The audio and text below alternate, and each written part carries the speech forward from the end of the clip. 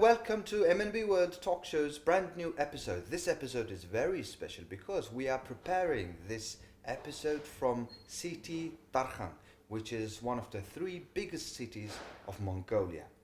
Well, today's guest is an American daughter-in-law of Mongolia, an essential part of MNB World TV channel. She is an editor and consultant at MNB World, Miss Michelle Borok. So Michelle, we at MNB World all know how hardworking editor and consultant you are, but you are editing English texts for MNB World, but you majored in anthropology, minoring in even women's studies. So can you tell us about you and your life before Mongolia? What happened there? Oh, it was very different. I lived in Los Angeles and I worked as a curator and managed stores called Giant Robot. We don't have anything like it in Ulaanbaatar. It's focused on Asian American pop culture. I worked with artists, I worked with creators. It was a very different environment. I went to art openings every weekend. Went to movie screenings, had a lot of friends that worked in film and television. So a very different, fast-paced life. So very different from Darkhan. When did you come first to Mongolia? What was the reason? Well, I love horses, and in Los Angeles, I had a horse. Well, in 2010, I've been riding since I was 14. And in 2010, I was thinking about wanting to buy a horse and getting back into riding. I had been riding, but I wanted to buy a horse so that I could really explore my hobby more seriously. And I thought I should go on a horse trek. Like, that would be exciting. So I started looking into a Mongolian horse trek, and Horse Boy, the documentary, had come out, and I read the book, and I came out here for about a 20-day trip. I did about 10 days, maybe a little less in the city, in UB. Had an amazing time. I was by myself, and then we did a 10-day trek in Terilch, and it was life-changing. Obviously, it was life-changing. Yeah. Okay. So Michelle, you are married to a Mongolian man, and we know from your social posts on Facebook that you are a mother of a loving angel, right? So what really made you fall in love with your husband? Well, tell us some love story. It's a love story. It's a little bit of a modern fairy tale. He on my first trip here, that 2010 trip, he was my driver. Okay. And I saw him as he came out of the hotel with the guide, and I was ready to go off into this wilderness horse trek, into this unknown country. There at the bottom of the stairs of the hotel was this incredibly handsome man. Oh. And I thought, oh my gosh. So yeah, I had a crush, and my friend and the guide, they picked up on it, and they're like, why don't you sit in the front seat? And I was I think I will. Okay. So I sat in the front seat, and the translator, our guide, was in the back, and I was asking questions, like, ask him if he's married. So you were flirting with him through the translator? Yeah, it was a little awkward. I'm not very shy, so it kind of worked out well.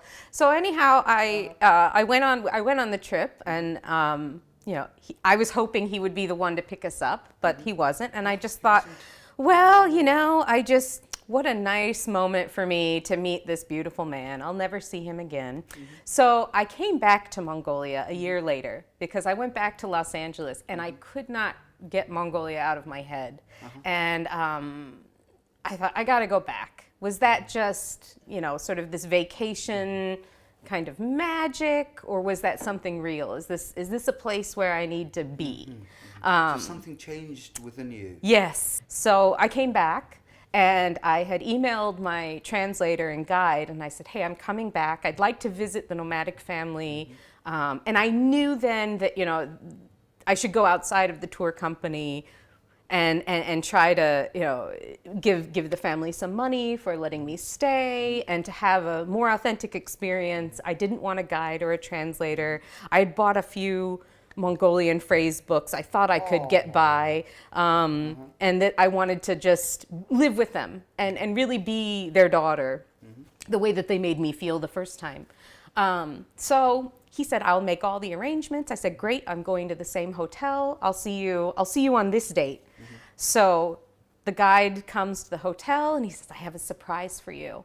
Okay. And I was like, oh, okay, great. I love Mongolia, always surprises. I walk down those hotel stairs again. He was there. And there's that gorgeous driver. And I was just like, oh my gosh, the universe loves me right now. Okay. Well, Michelle, I mean, we have to show to the audience the CV and photos. So let's take a look at that.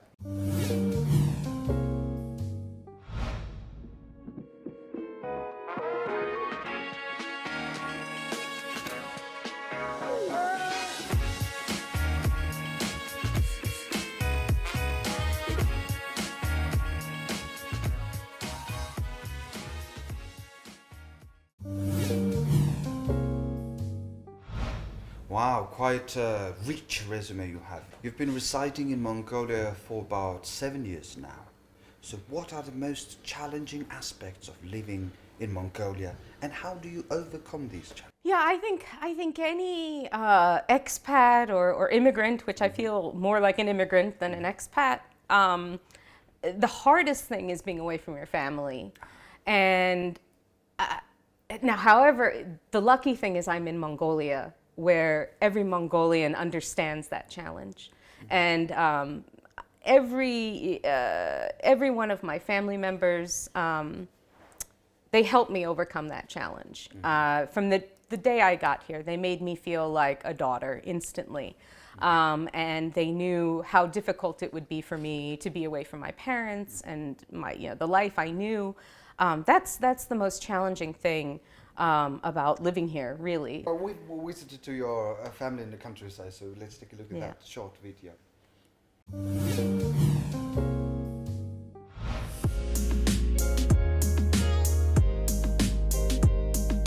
My husband is an only child, like I am. He grew up in Erdenet, but his mother's brother's family lived in Darkhan and raised horses and were herders. And they had 9 children. And he kind of grew up as like one of the brothers of the family. So he would come here in the summertime and help with the animals and herding, and he knows how to do things in a really traditional way. So the emphasis here is that he does all the work. When I come out to the countryside, I just get to enjoy the time with the family. So I get to relax, I get to play games, I get to spend time with my dog, I get to take a nap in the fresh countryside air. I think the thing I love the most about this life in the countryside is just the emphasis on everything that's done here is for the family. So, the taking care of the animals feed our family. Mongolia has this incredible tradition of preserving the nomadic lifestyle. And what's behind it, being in tune with nature, focusing on families and creating a legacy. The legacy is not about creating wealth for a family. The legacy is about preserving these traditions. Really, it's centered around a family unit and providing the best for the family. But the best isn't about material wealth. So you are doing editor at MNB World, English text editor. So how many hours do you spend per day? Yeah, well, so I do editing. I do editing for MNB World, and I also have different corporate clients that I do editing for. And I usually, I've never really done a tally up of the hours. When you work from home, when you work remotely and you kind of freelance for projects, there is no end of work. It just keeps going. Yeah. So my computer's fired up by 9 a.m. Sometimes I finish at 1 in the morning. Let's talk about MNB World team. Mm-hmm. What do you, you've been with the MNB World from the day one. What do you think the strengths and challenges of MNB World team? I first learned about the project when it was still becoming, and I immediately wanted to be a part of it. And I didn't know how I could be a part of it, from Darkhan, but if any way I could, I wanted to support the project because I really believed in it. I feel like there are a lot of stories about Mongolia that are in the news. Very few of them are told by Mongolians. And so what I think is so important about MNB World is it's a Mongolian voice telling Mongolian stories. Mongolia is still a very sort of mysterious place to Americans, to people overseas. There are, they may just have this image of herders in the countryside, and that's one part. That's only one part. There is a very big country here, and there are very exciting things happening. About challenges and strengths? Yeah, the strengths are this. We're a very young, well, you guys are a very young team. It's a very young team full of people who are incredibly dedicated to the work they do. You guys work very hard. It's public television. You guys aren't getting rich doing this work. This is a public service you guys are doing. I feel very much that this is an important contribution to your country.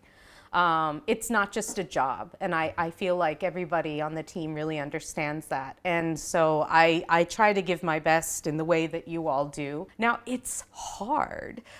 You guys, the team, there's not a native English speaker among you, but you're churning out this content that is really enjoyable to watch. The biggest challenge is your resources. And that's, you guys are doing a tremendous amount with very limited resources. As the nation's public broadcaster, you guys don't get money thrown at you for the fanciest things and the newest equipment. You guys make things happen. Again, this is one of the things I love about Mongolia. You just make it work. Whatever it takes, let's do the best with what we have. And that I think is amazing. It's a strength and a challenge. I grew up with a Korean mother and an American father, and I grew up with Buddhism and Judaism. But we didn't go to temple, either Buddhist temple or a Jewish temple. We just sort of lived our lives with Buddhist ethics. And of course, my husband is a Mongolian Buddhist. And Mongolian Buddhism is a little bit like Korean Buddhism, but also very different and very Mongolian. I think what is important to me in Buddhism is, first of all, tolerance. So open, being accepting and tolerant of other religions and other cultures, also of other people. I am almost 7. I love Mommy because it's always sweet, just helping everybody when they need help. Yeah. Well, sometimes we go swimming and sometimes we go out to get some ice cream or sometimes. But sometimes we just have a family day with my mom. Yeah. This is Gilbert. He's actually from UB. He's not from Darkhan. He's city dog. He was wandering the streets and somebody from Darkhan, actually from Namgonsum, which is a small town outside of Darkhan, found him. He didn't have tags or a collar, so he brought him back to Darkhan and then asked people around Namgon, hey, do you want this dog? And of course the people in Namgon were like, that dog can't do anything. What is he good for? He's just a pretty little city dog. He's a Russian Spaniel, but a cousin of my husband's saw the dog and said, I know exactly who will like this dog. So he showed up at our house a couple years ago, and now he's a part of the family. This is George. He's our family cat. We found him. He was a stray as a little kitten at Boda Hotel. And we asked around, he said, does this kitten belong to anybody? And they said no, so we took him home. And now he's a part of the family. It's go to a very interesting aspect of your life, and not so many people know about Catcon. You are an executive producer at Catcon, right?